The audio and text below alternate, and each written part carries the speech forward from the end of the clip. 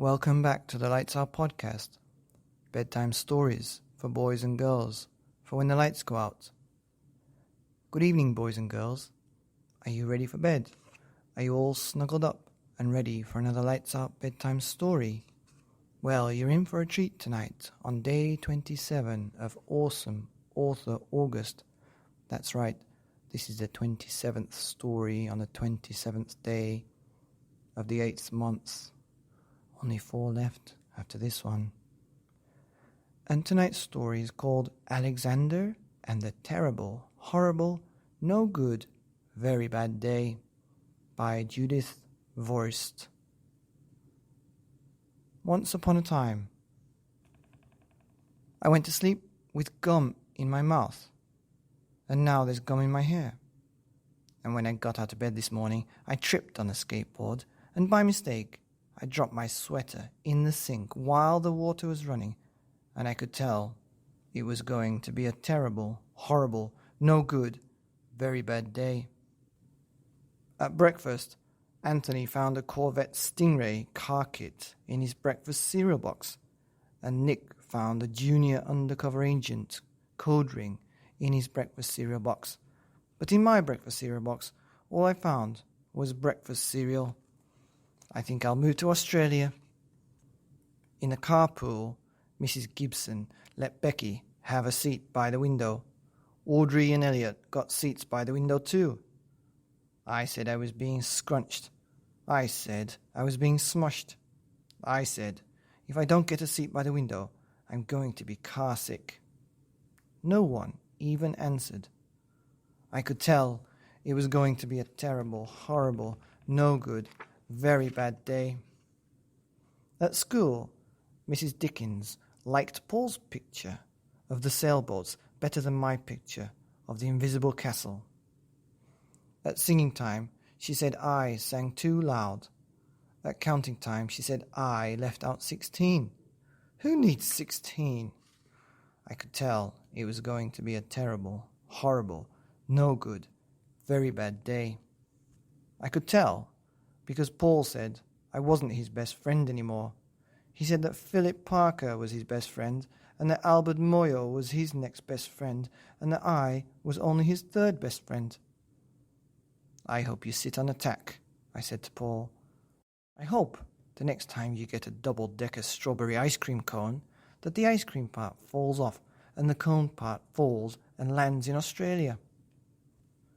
There were 2 cupcakes in Philip Parker's lunch bag, and Albert got a Hershey bar with almonds, and Paul's mother gave him a piece of jelly roll that had little coconut sprinkles on the top.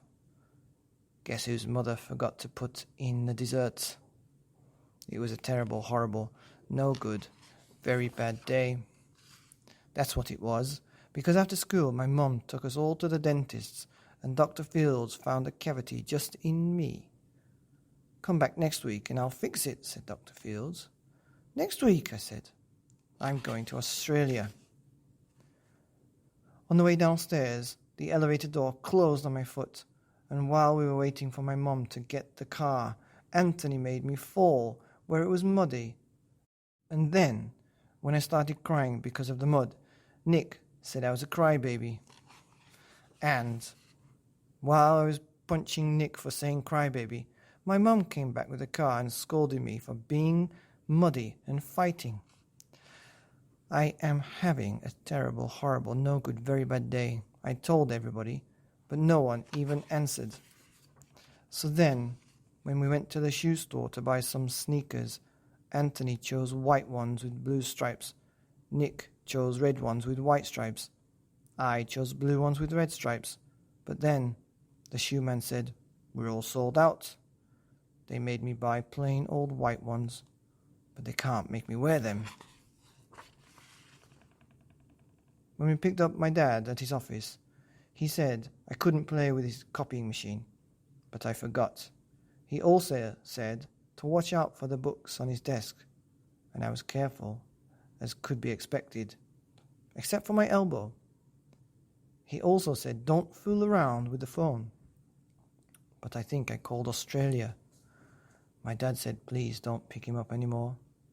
It was a terrible, horrible, no good, very bad day. There were 3 lima beans for dinner, and I hate limas. There was a kissing on TV, and I hate kissing. My bath was too hot. I got soap in my eyes. My marble went down the drain, and I had to wear my railroad train pajamas. I hate my railroad train pajamas. When I went to bed, Nick took back the pillow he said I could keep, and the Mickey Mouse nightlight burned out, and I bit my tongue. The cat wants to sleep with Anthony, not with me. It has been a terrible, horrible, no good, very bad day. Mom says, some days are just like that. Even in Australia. The end. Wow, what a terrible, horrible, no good, very bad day that this little boy, Alexander, had. Nothing went right for him that day, did it? He had gum in his hair. He dropped his sweater in the water. He didn't get the toys that his brothers got. He couldn't get the window, inside